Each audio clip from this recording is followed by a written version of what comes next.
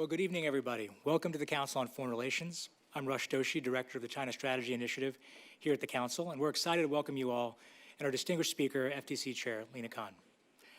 The China Strategy Initiative, which just launched 3 months ago, is one of 4 cross-cutting initiatives launched by CFR President Mike Froman, around which CFR is organizing its work. It might seem a bit odd or unusual for an initiative on China to host a discussion on antitrust, but the policy issues, as you will soon see, in each domain intersect with each other in ways that are increasingly urgent. Domestic policy and foreign policy interact, we all know that, and that's why, as part of our China initiative, we've launched a China policy accelerator to think through how to improve the U.S. competitive position, not just abroad, but also at home.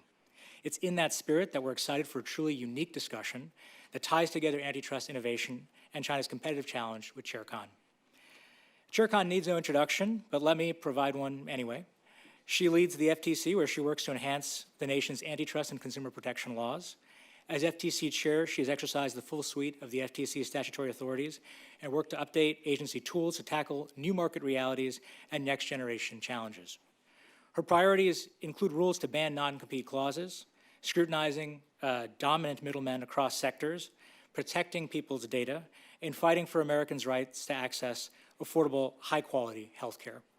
Before joining the FTC, Chair Khan was an associate professor at Columbia Law School and served as counsel to the U.S. House Judiciary Committee's subcommittee on antitrust, commercial, and administrative law. She began her career in antitrust as a reporter and researcher, examining consolidation across markets, from airlines to chicken farming. Our moderator, CFR President Mike Froman, also needs no introduction. As you all know, Mike Froman is the president of CFR, has from 2013 to 2017 served as the U.S. Trade Representative, where he led the conclusion of the Trans-Pacific Partnership and negotiations towards the Transatlantic Trade and Investment Partnership with Europe.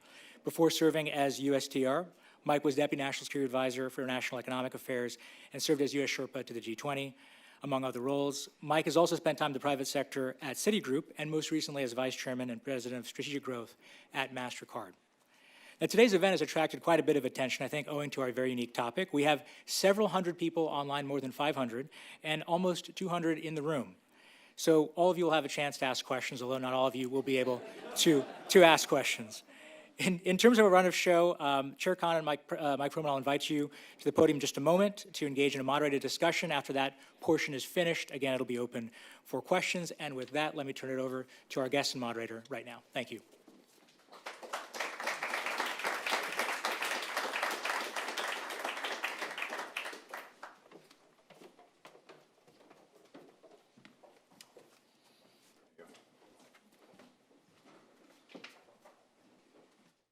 Well, thanks very much, Rush.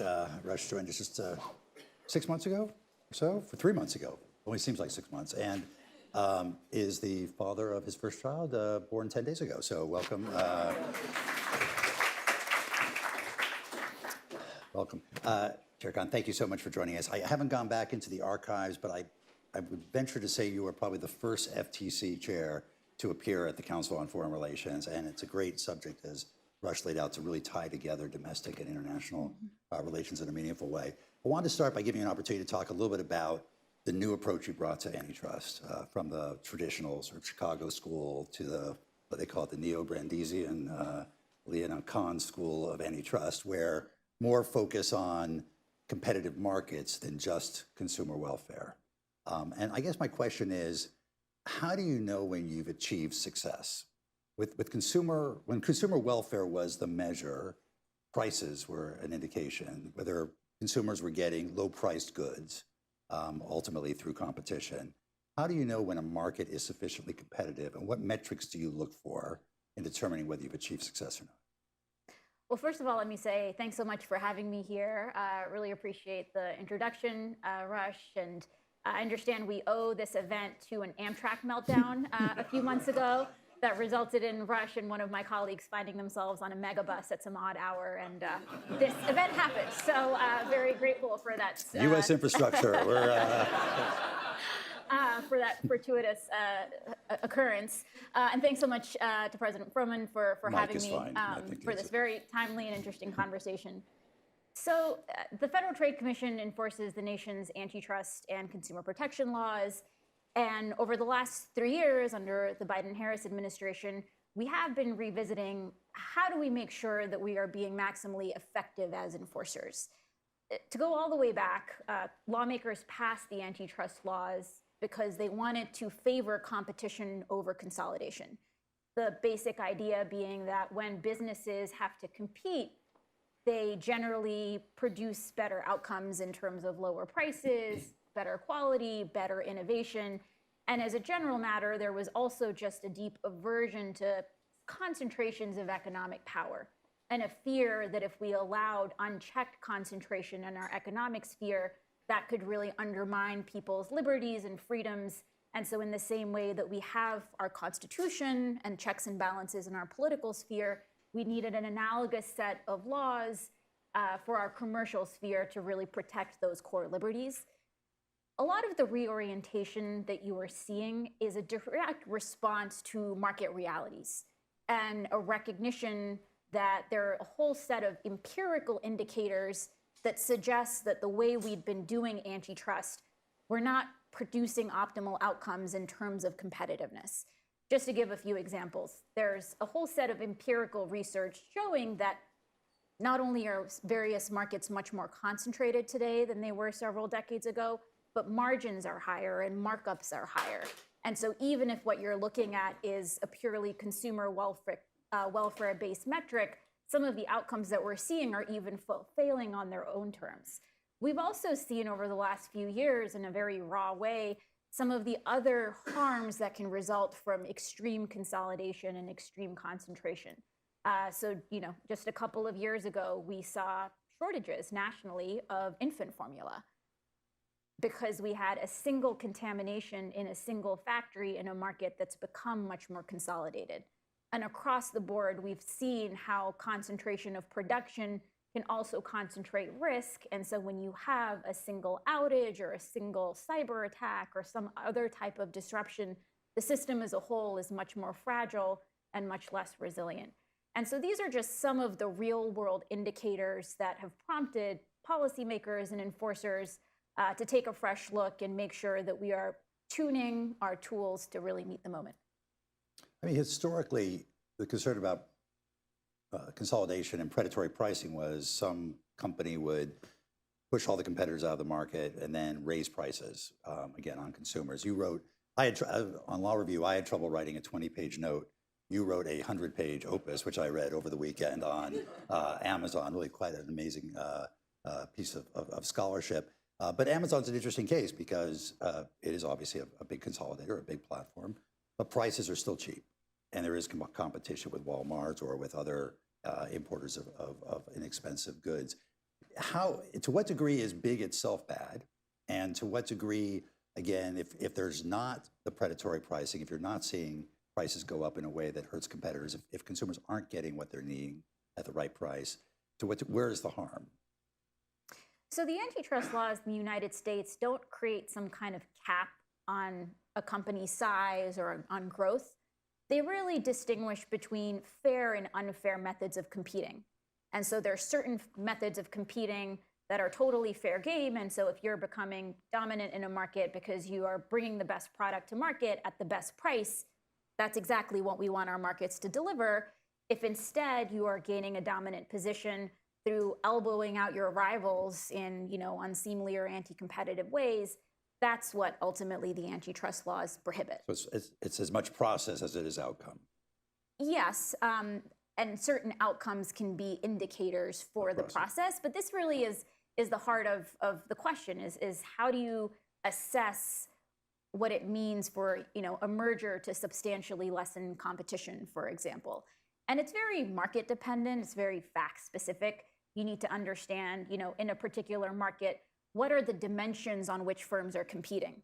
Sometimes the dimension absolutely is price, but in other markets we see, especially in digital markets, the whole game, especially in the early stages, is to chase scale and build up as much of a user base as you can because that's what's needed to really activate the flywheel and really enjoy the accelerated momentum and growth that digital markets can provide. And so in those markets, for example, we do sometimes see firms, saying, I'm not going to worry about making a profit right now. I'm going to really focus on chasing scale, building that user base. And then once I achieve that, that customer base, the entry barriers can kick in and the network effects can kick in and the self-reinforcing advantages of data can kick in ways that can create my moat. And then I can worry about, how do I start recouping? How do I start really enjoying this market power that I've amassed? And so really the reorientation that we're seeing right now is in part, yes, responding to some of the empirical realities that we see that suggest we may have missed things in the past, but it's also about making sure that we're using the right analytical tools and frameworks to map onto the markets and the market realities. And so really have a deep command of how do digital markets work? What is the business strategy? And how do we make sure that our analysis is actually matching on to those business strategies as opposed to relying on outdated theories or assumptions that just don't meet what's happening? I want to get back to that, and particularly in this context of China. But before we do, maybe we could touch base briefly on Europe. We have a live case of two geographies that went down different paths for antitrust for a while. In 2008, the U.S. and the Eurozone economy were exactly the same size, $14 trillion. We're now 70% larger than the Eurozone economy. Europe has a growth problem. They have a productivity problem. Mario Draghi came out with his report last week, recommends more consolidation, more mergers in order to compete.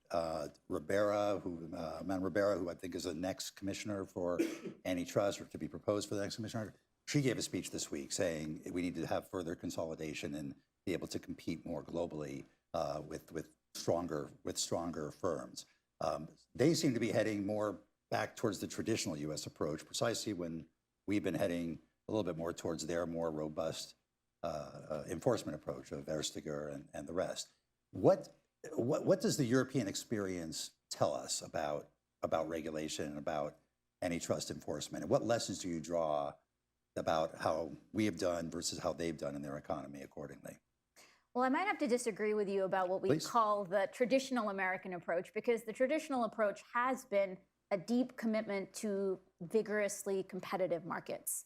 And across US history, we've actually seen certain inflection points where there was a debate in the United States as to whether we wanted to coddle our monopolies and really boost our national champions so that they could fight it out on the global stage, or whether instead we wanted to double down on competition.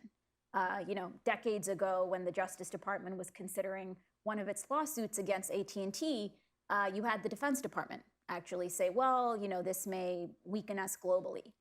What instead we saw at some of those critical moments was that the United States kept its faith in competition.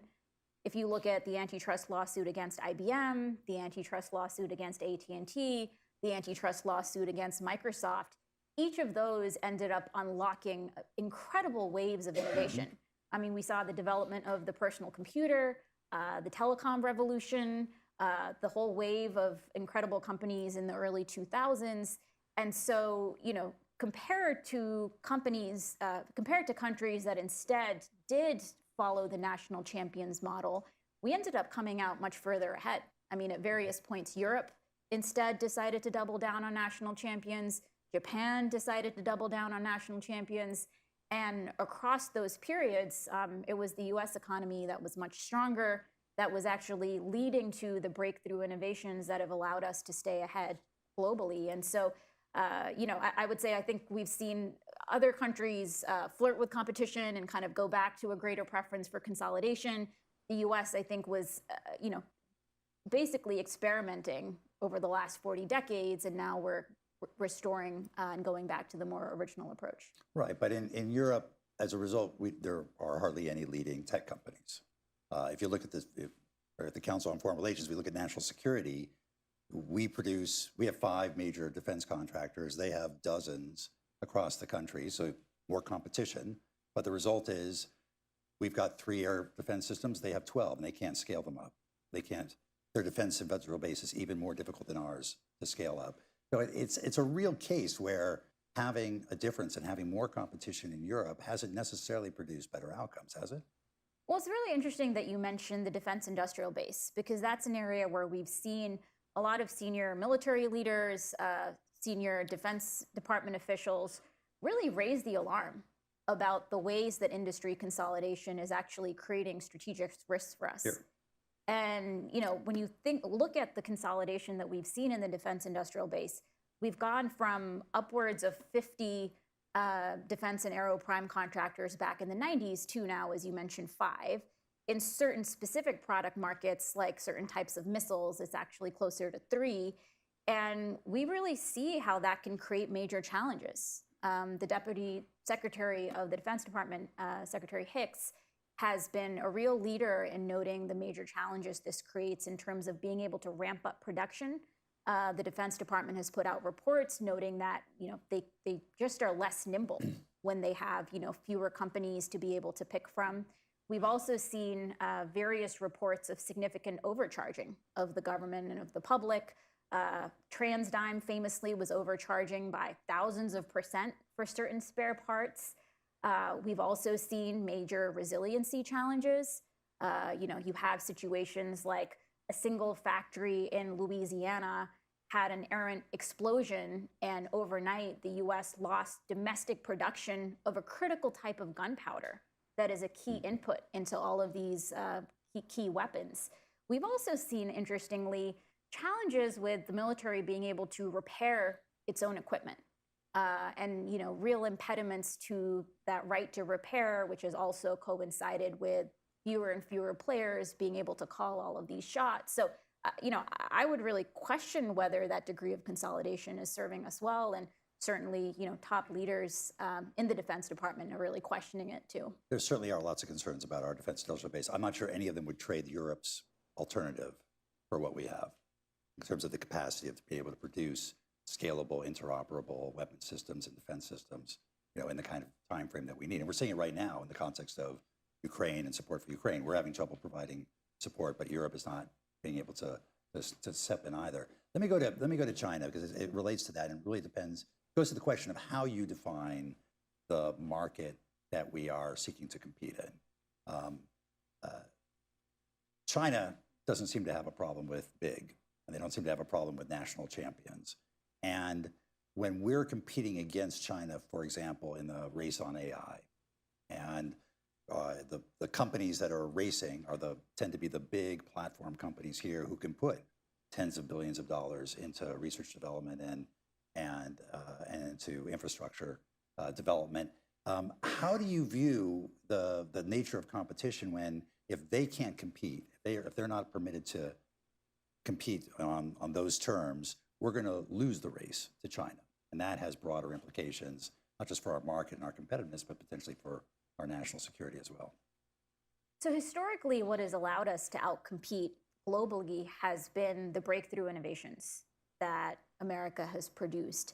And there's a longstanding historical debate around what's better for innovation. Is monopoly better for innovation, or is competition better for innovation?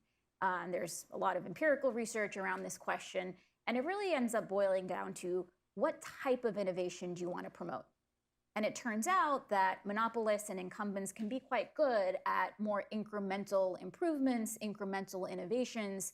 But historically, the breakthrough innovations, the paradigm shifting innovations have come from the disruptors, the outsiders, the startups, the entrepreneurs, the entities that are positioned to see a unique opening in the market, or don't have the incentives that dissuade them from going in a certain direction because they would cannibalize existing very successful lines of revenue.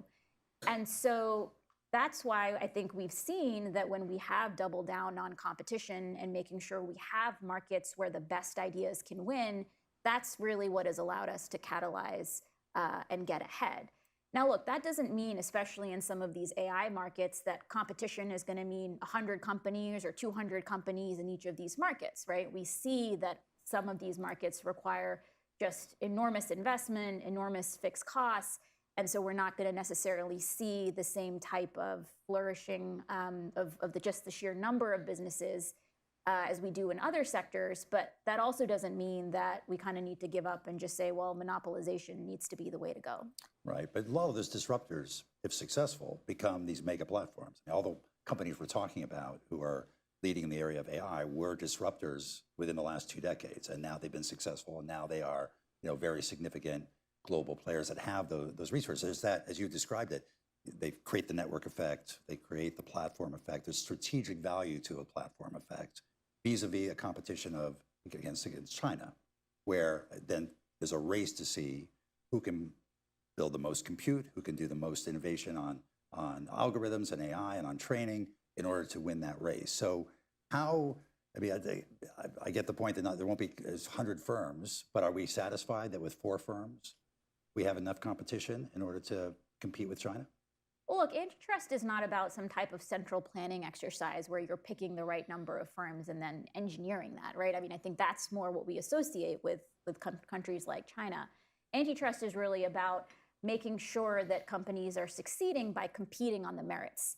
And so absolutely, celebrating success when it is earned and achieved through producing better products and better services, but wanting to make sure that once companies become dominant, they're not pulling up the ladder behind them and closing off the market to the next generation of entrepreneurs and innovators that decades from now could similarly scale up to enjoy that success, right? If you think about the United States' case against Microsoft 2 decades ago, you talk to people at Microsoft and they will point to that antitrust lawsuit as being absolutely critical in dissuading Microsoft from engaging in anti-competitive ways as the Googles of the world were coming onto the market, right? And so that's what this is really about, is making sure we're enforcing the laws of fair competition so the next set of founders and entrepreneurs have a shot to bring their great products to market. Let's talk about some of the cases. We had Gary Gensler here back in September, I think, of last year, and talked about some of the cases that he's been bringing. And wins and losses aren't necessarily the measure of success, because if you're not pushing the envelope, you're probably not being creative enough as a regulator or a law enforcement agency. But you've had some pretty big successes. You've had some pretty big challenges in the courts, Microsoft, Meta, et cetera. How does, just to go to the management of the FTC and the role, how do you take those, the setbacks? How does that affect how the FTC does its work going forward? And do you worry that if you push the envelope too far, either Congress will act or the courts will act in such a way that could set back the evolution of antitrust policy? So I think you're absolutely right that there are different ways to account for how an agency is being effective, how successful it's being. And so on a whole range of metrics, the FTC is being not just historically active, but getting a historic number of wins. And so if you just look at our merger portfolio, for example, we've racked up over 40 abandonments.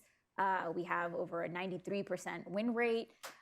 If you look programmatically at the types of cases we're bringing and the types of cases we're actually winning in litigation, it's also pretty remarkable. So, as of a few years ago, the idea of challenging what are known as vertical mergers, or mergers between, companies at different points in the supply chain rather than horizontal competitors, it was viewed as almost kind of exotic, right? One of the kind of shift in assumptions in the 80s was that these types of vertical deals are presumptively benign. They're probably going to deliver efficiencies that will pass on to consumers. And so, we should have a presumption in favor of these deals. Under the Trump administration, the DOJ brought a lawsuit against the AT&T Time Warner deal, which was the first time in several decades that a vertical merger was challenged. They ultimately were unsuccessful. But since then, there have been, half dozen challenges to vertical mergers, most of which have been at the FTC. We got a historic win in the Fifth Circuit in our case against Illumina Grail. It was the first time in 50 years that the government has won a litigated challenge to a vertical merger. Since then, we've seen 2 additional victories. We've seen a couple of abandonments, and then 1 case is currently being litigated. And so if you just look at that area of law, of the law relating to vertical mergers, just in a matter of, under 4 years, we've already seen significant advances in how the courts are thinking about these deals. Last year, the FTC also brought a lawsuit against what are known as some of these serial acquisitions, these roll-up strategies. We've seen, especially in areas like healthcare, some of these roll-ups effectively monopolize markets, but because these dominant positions are achieved through a series of sometimes smaller deals rather than one major deal, they can sometimes fly under the radar. So the FTC brought a lawsuit against this anesthesiology roll-up scheme that resulted in all of the major anesthesiology providers in Texas being bought out by a single private equity firm, and then the prices being jacked up. We brought that lawsuit in Texas, defeated the company's motion to dismiss, and now that's proceeding to trial. So those are just a couple of examples. I mean, I could name a half dozen others on our consumer protection side, but if you look at not just the number of wins, but the significance of the wins in terms of how we're actually advancing the law, I'm pretty thrilled with the progress we've already made. And do you feel you've got sufficient bipartisan support in Congress for the approach you're taking, or do you fear that Congress might act to try and constrain your ability to pursue these kinds of cases? I mean, it's been really striking to see the degree of bipartisan concern about monopoly power and the bipartisan agreement that we need to invest in vigorous antitrust enforcement. We hear concern from members on both sides, be it about consolidation among dominant technology platforms that people worry are resulting in squeezing out of entrepreneurs or even stifling of speech. We hear a lot about concern relating to consolidation in the healthcare space, be it to how it relates to how much people are paying for medicines or whether independent pharmacies can get a fair shake in the market.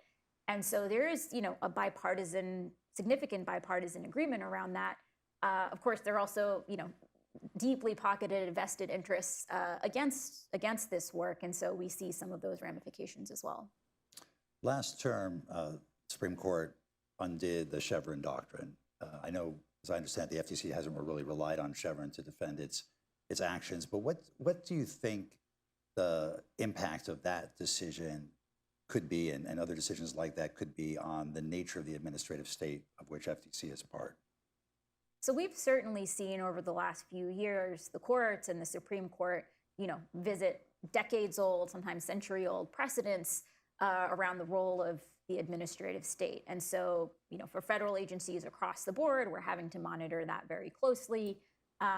Overall, we are seeing, more skepticism around just assuming that agencies can do certain things, and a greater desire to see Congress be very explicit in its delegation to agencies. And so, I imagine we're going to have to see a shift in Congress in terms of needing to be much more specific when they're legislating about what they want agencies to do.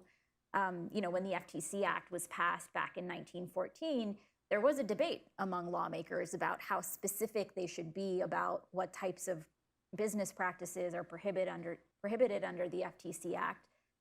Lawmakers ended up going with a prohibition on unfair methods of competition. And as they were debating, do we, specify what counts as an unfair method of competition or not? They ultimately decided against it because they wanted the law to be able to evolve and stay relevant, even as there were, evolutions in business models and technologies and in markets. And so they wanted that institutional durability. If instead we're going to now have courts second guess that type of broader delegation, then that's ultimately going to be something that Congress has to revisit. And do you think Congress can develop the consensus necessary to revisit? It's an open question, and we'll see how that goes. Very diplomatic. Excellent. One last question, then I'll open it up to the audience, so please be ready for your questions.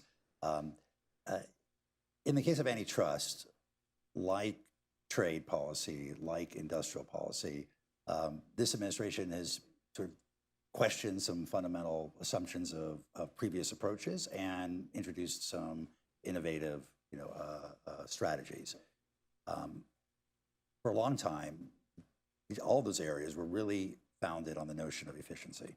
And the whole kind of economics profession was founded on the notion of efficiency. And now we've come to the conclusion that efficiency is one important value, but so is resilience or redundancy or diversification or national security. And how do we think about balancing those different values? when you look across antitrust and these other areas, what do you think the limiting principles ought to be, or the guardrails ought to be, in terms of how we balance efficiency against these other values? Because by definition, anything other than efficiency is going to be more expensive for somebody, ultimately for the consumer. Yes, though I think what we've seen in antitrust is that, certain consolidation that was allowed premised on efficiency Proved out not to ultimately be. didn't deliver on the efficiency, or even if it did, it didn't actually get passed on to consumers because you had eliminated the competition that would incentivize firms to pass on those savings. So I think there are a bunch of assumptions even embedded in the idea that if you promote efficiency, it's always going to lead to lower costs. Ultimately, this is a policy determination, right? If you have different values, different goals, what does it look like to balance those? How do you manage these trade-offs? Thankfully, that's not my job. That's something for But Congress. it's implicit in each of your decisions, right? Because you're deciding a certain, or do you think that all your decisions ultimately deliver efficiency? Well, ultimately, we are limited by the laws that we enforce. And the laws that we enforce focus on what's an unfair method of competition, what's a merger that may substantially lessen competition, what's monopolization. And so it's really about competition. And there are different benefits of competition, one of which can be certain types of operational efficiencies, but it's not the only one. And so what we don't use is use a certain single metric of efficiency as a proxy for competition. We seek to understand how is competition manifesting in a particular market, and how do we make sure it's not being illegally diminished. Terrific. All right, let me open it up. Yes. Go.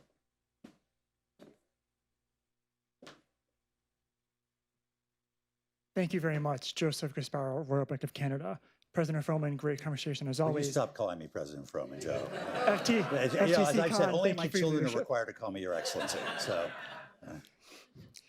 On one end of the broader spectrum, we want global regulatory harmony, international cooperation when it comes to regulation, but at the other end of the spectrum, is there some importing of potential European regulation where the U.S. has the most liquid capital markets, the biggest, but potentially are there sometimes with like SEC disclosures that the U.S. is importing what the European Union is doing as opposed to setting their own standards?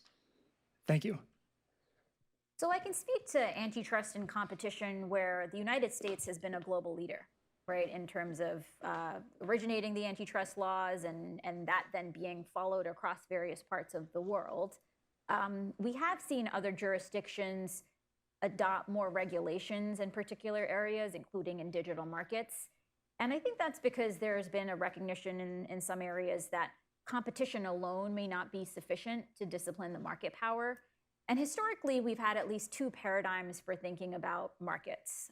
One is that competition is going to be sufficient to discipline any achievement of market power. And the other is the recognition that there are certain markets and industries that are so prone to economies of scale that its competition is not going to be sufficient. And instead, we need certain rules like non-discrimination rules, like structural separation rules that limit the ability of railroads to enter certain markets or banks to enter certain commercial markets, interoperability provisions. And so it's been interesting to see other countries adopt some of those approaches, but it's also been interesting to see in the United States, lawmakers consider whether we need more of that ex-ante toolkit in digital markets as well. Ultimately, that'll be something for them to decide, but there's also a long American tradition of those types of tools, be it in railroads, banking, or areas like telecom. And so I think this is a debate that's still happening. let's go to an online question. We'll take our next question from Fred Hochberg. Thank you, Mike. I won't call you anything but Mike after all these Thank years. you. This is a great conversation. And Lina, I chaired the Export-Import Bank when I was under President Obama. I often thought about competition, as Mike has brought up.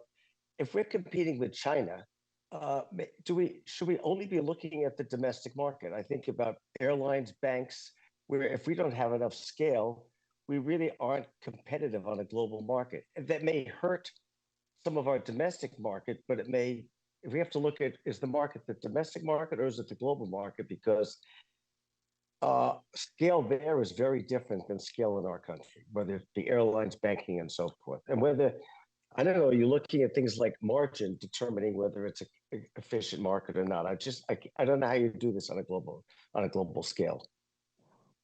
So that type of analysis is just very market specific.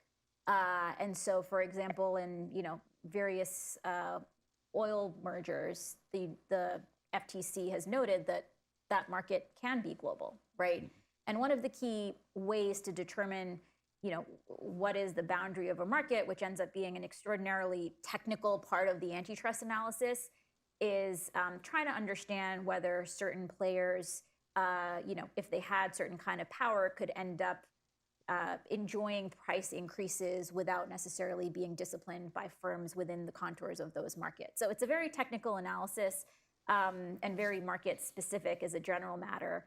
But ultimately, our job as U.S. enforcers is to protect the United States public from things like mergers that may substantially lessen competition. And so it's true that when we are doing this work, we are not thinking about, people outside of the United States as we're thinking about, well, even if this merger lessens competition in some of these domestic markets, maybe that's okay because globally, things will be better, unless some of those global players are actually positioned to discipline the exercise of market power in the United States for the public in the United States, it's not as relevant. But don't you have to? To take Fred's example of China, if China is going to compete through national champions, including in our market, if the only way to compete is for us to have more consolidated, larger players who can invest, don't you have to take into account the China piece of that?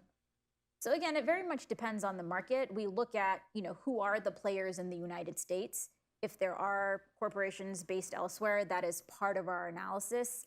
But as a general matter, we're trying to understand if, for example, this merger were to go through, would they be able to exercise any market power in ways that wouldn't be disciplined by other players in the market? And so that's at its core the type of analysis we do.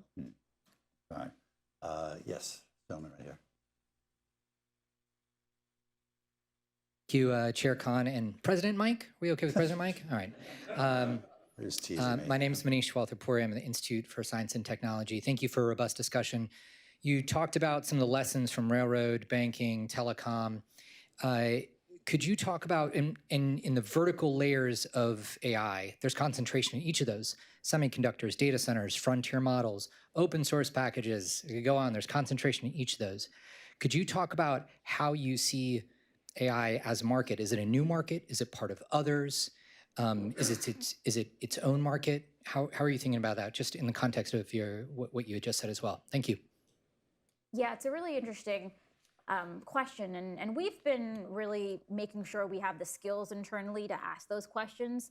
So since I joined the FTC, we actually have launched a new Office of Technology, and we've hired over a dozen technologists, like data scientists, data engineers, to make sure we have the technical skill to really dig in and understand some of these issues. We're looking at the AI stack layer by layer. And so understanding what are the key inputs, what are the current competitive conditions for each of these inputs, and especially as we see either flat out vertical integration or certain partnerships and investments vertically, how do we make sure that those are not distorting competition? And so, how do we make sure that some of these partnerships are not going to result in exclusionary or privileged access in ways that may lock out some actors and bake in others? We're currently doing a market inquiry into that very thing. We have heard concern about, consolidation and concentration at the cloud level and some of the contractual restrictions that come with that. We published some findings from a market inquiry that we did in that vein. And so it's very, layer by layer to try to understand what are the key economic properties of this input, which also could help us understand what is the optimal, competitiveness of this layer, and how do we make sure that it's not unduly tipping. Yes, that's what I'm right here. you very much. Valerie Grant from Nuveen. I wanted to circle back to the statement you made that part of your remit is to protect the U.S. public. And I wanted you to maybe distinguish the U.S. public from the U.S. consumer, particularly, again, in the area of technology, where many of the services are actually free to consumers. So how do you think about the quote-unquote harm, and to whom? Yeah, it's an interesting question. And so we've certainly seen that in digital markets, some businesses have chosen to price their services at $0. The way they're monetizing those services is through, deep data collection on specific individuals. And just this week, the FTC released some findings from a market inquiry we did, really unveiling a staggering degree of surveillance that happens on each individual and just how that data gets used in all sorts of an unexpected ways. So I wouldn't want to just assume that there is no harm there in terms of some of the data collection that we're seeing. More generally, though, the mandate of the antitrust laws is to protect competition. And we assume that competition serves consumers in a host of ways. It can serve them through, lowering prices, through ideally delivering, privacy-enhancing services. But ultimately, it can also serve consumers by promoting innovation and by making sure that a market is open to the next best and greatest ideas. And so that's why, you can use particular welfare metrics for particular market participants as inputs into your inquiry. But I think there are risks if you make that the beginning and the end and the whole story, because again, there are going to be a whole set of metrics that you want to look at depending on the market. Is there an online question? We'll take the next question from Balaji Narain. Good evening, Chair Khan. Thank you for your time this evening. This is Balaji Narain from the Congressional Biotech Commission. And my question relates to how you assess the legal landscape and how you're taking that into account. So a few minutes ago, you discussed the Supreme Court ruling that's overturning the Chevron precedent and the potential need for clarity in statutory drafting. But even without further congressional action, you have a job to do. So how does this legal context and the risk of judicial skepticism factor into your thinking about what rules to promulgate or what actions to take? Thank you. So taking stock of the legal landscape and making sure we are closely reading all of the latest decisions is just a core part of what the agency does, and kind of is a key input as we're deciding what are the scope of certain rules, how are we crafting our enforcement actions. We're monitoring all of that quite closely. I will say that the FTC promulgates its competition rules pursuant to the Administrative Procedure Act. But for consumer protection rules, we actually have a different statutory regime. It's known as the Magnuson-Moss set of procedures, which require us to jump through more hurdles, but also have embedded in the statute greater deference that we are owed from the court. So, it's going to be a very statutory provision by provision specific analysis. We have been promulgating a whole set of consumer protection rules. Just earlier this year, we finalized one that prohibits impersonation of the government or legitimate businesses. One of the largest sources of fraud that we get reported is people pretending to be an IRS agent or the Social Security Administrator and saying, you owe thousands of dollars and wire it over, we're going to arrest you. So we finalized a rule that would allow us to levy penalties on those types of fraudsters. We also just finalized a rule that prohibits fake online reviews and testimonials, which has become a scourge, and AI actually risks turbocharging it as, it's much cheaper and you can do this much more quickly, this dissemination of fake reviews. We've proposed a rule that would require that companies make it as easy to cancel a subscription as it is to sign up for one, given that we've seen as more and more firms I could use that. As more and more firms are, depending on some of these subscription-based business models, unfortunately, we have seen tendencies for firms to make it more difficult to cancel. So, we're very confident in our legal authority to be promulgating all of these rules. Okay. So somewhere in the back. Yes, this woman, the fourth row from the back. Yep. Hi, thank you. Emily St. Omeroy from Davidson Kempner. I was hoping you could talk a little bit about to what extent your thinking may have evolved as it relates to the willingness to accept remedies on proposed mergers that might have more limited problems than some of the others. Sorry, could you say that last part again? To what extent your thinking has evolved around accepting remedies on some of the proposed mergers that may have smaller problems than others? So this is a good question and relates to, when we are reviewing mergers, how do we determine if we think the merger is outright illegal or whether there might be some type of fix that we may want to codify through basically a settlement. And, there's been a lot of lessons learned over the last couple of decades. There was a period where enforcers were much more skeptical of any type of remedies. Then there have been periods where enforcers have accepted remedies.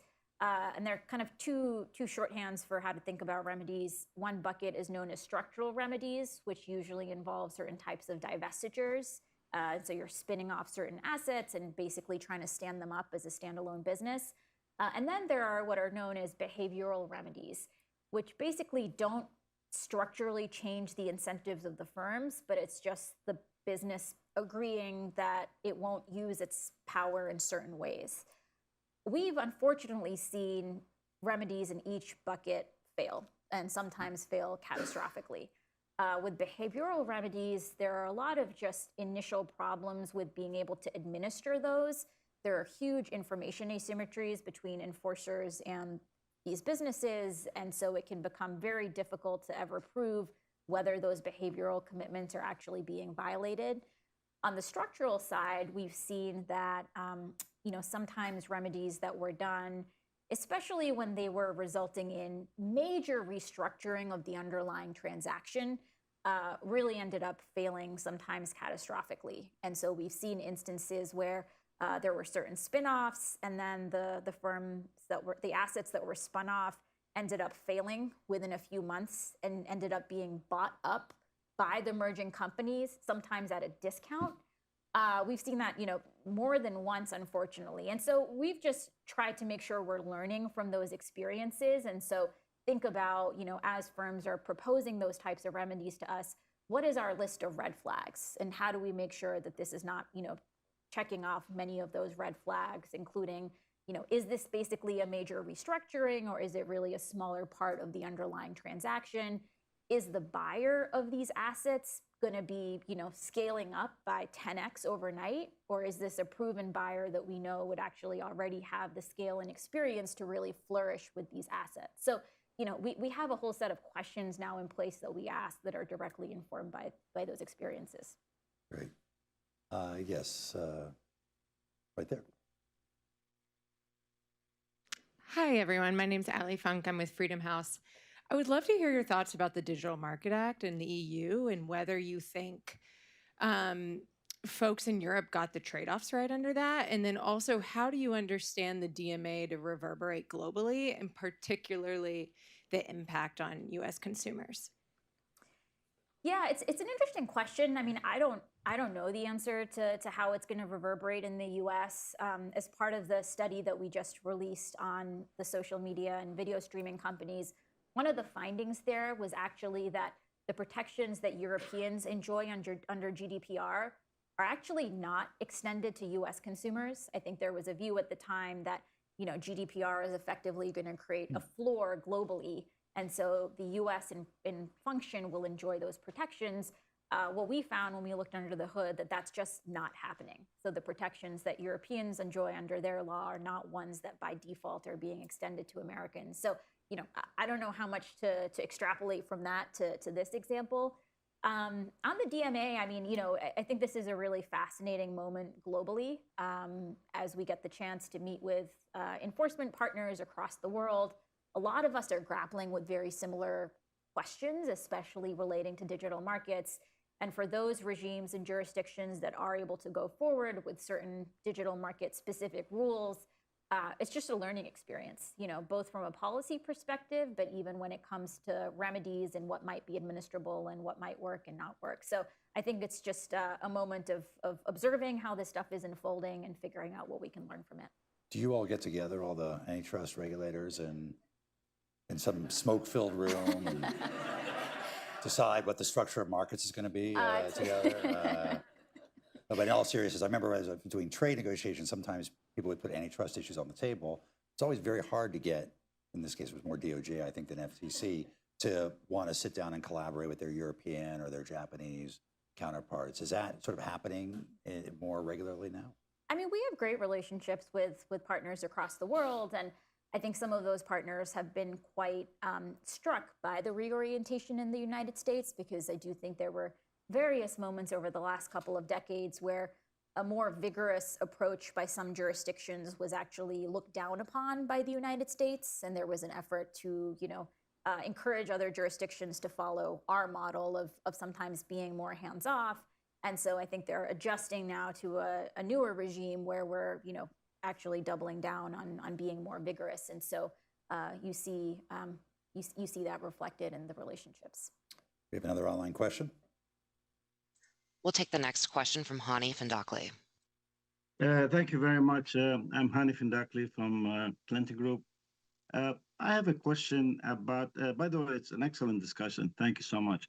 I have a question about the proposed acquisition by Nippon Steel of U.S. Steel. And I wanted to know, there's been opposition to that by the administration. And I wanted to know what the theory that governs that. Is it antitrust? Is it national security? Or is it economic? Is there a concern, however, that with only an $8 billion in capital, that U.S. Steel can remain competitive and innovative?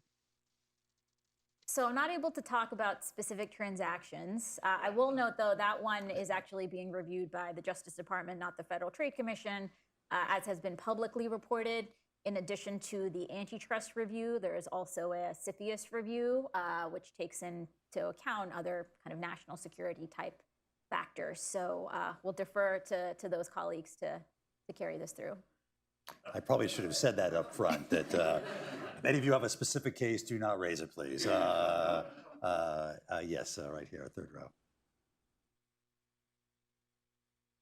Hi, Vanessa Gomez from Standard Chartered. It would be great to hear your views, opinion about the EU carbon border adjustment mechanism and how this applies here. Any more specific color on that? Your broad view and how that could impact U.S. economy and organizations. I'm not really sure. I mean, I think there are other parts of the government that are much more focused on those types of questions. One set of issues that we do get asked about sometimes is, how do antitrust enforcers think about environmental goals or sustainability goals? Or are we ever in the business of saying, well, these mergers look problematic from a competition perspective, but we think they'll check the box on certain sustainability goals, and so we're going to allow those to happen. That's just not part of our remit or mandate at all. We cannot kind of import climate goals or sustainability goals into our mission. It's really about competition and making sure competition is not being undermined. If there are other policymakers that think for, other policy goals, we need to adjust how we do antitrust or competition. We defer to them.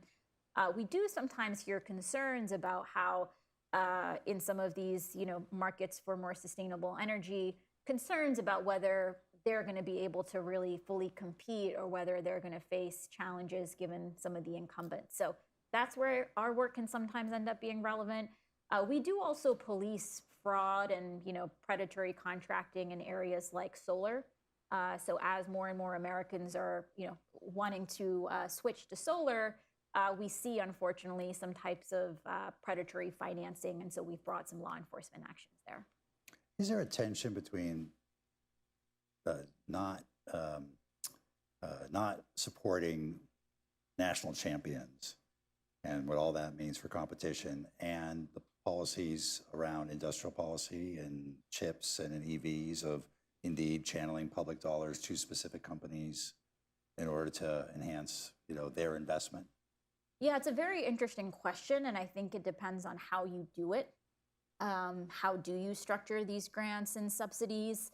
I think it's been quite notable that in several areas there have been pretty explicit pro-competition measures embedded.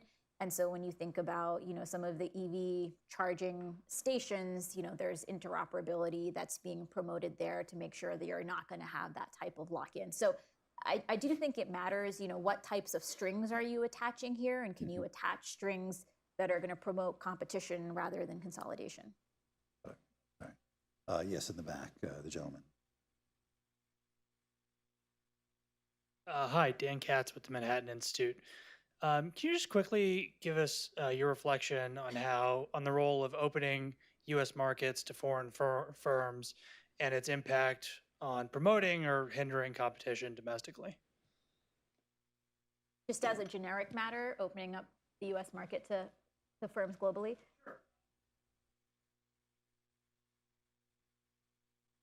Generally. I swear I did not pay him. So I think there's been a very robust conversation around trade policy these last few years, and Ambassador Tai has spoken quite eloquently about how she and the president and the administration are thinking about crafting a trade policy and making sure we're thinking about, not just how do we make sure things are cheapest, but how are we ensuring the overall well-being of Americans. And so when we have, massive hollowing out of certain parts of the United States, how do we make sure we're accounting for that in some of these trade policies? The idea of wanting to account for resiliency, especially as we think about our supply chains and how that implicates our trade relationships, also seems to be an important theme. So I think those are some dimensions.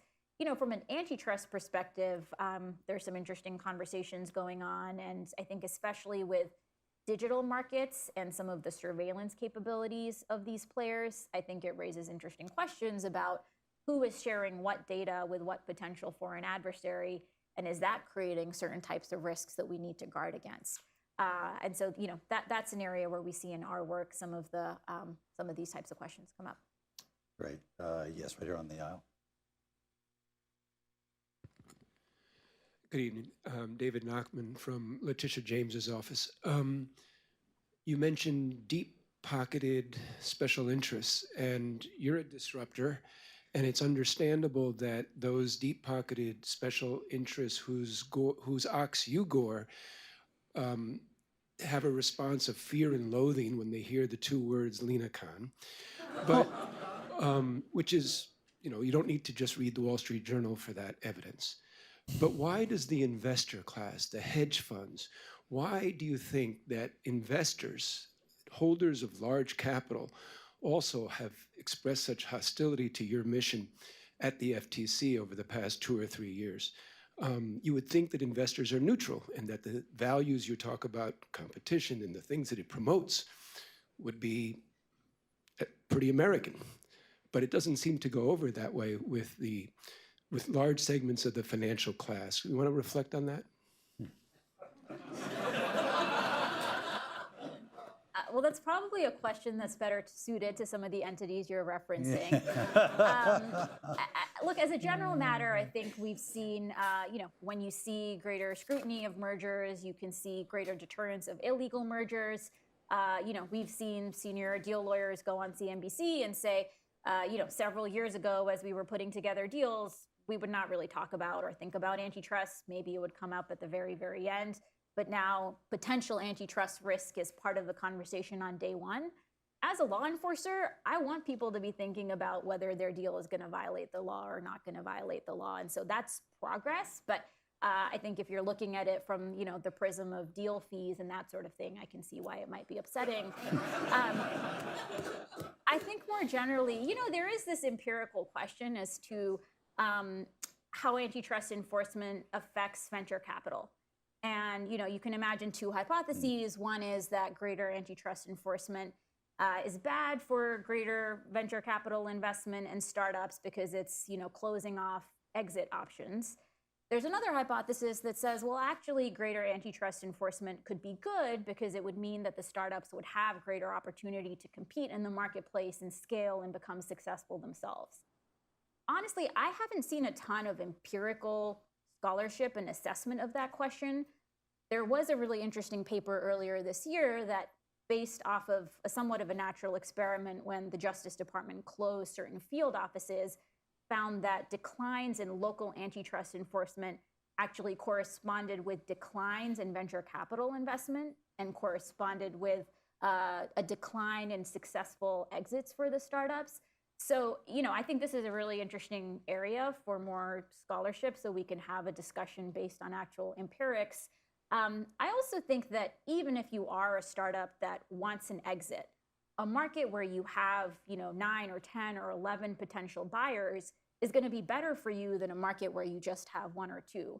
And so over the long term, creating a more competitive marketplace, I think, is going to serve them too.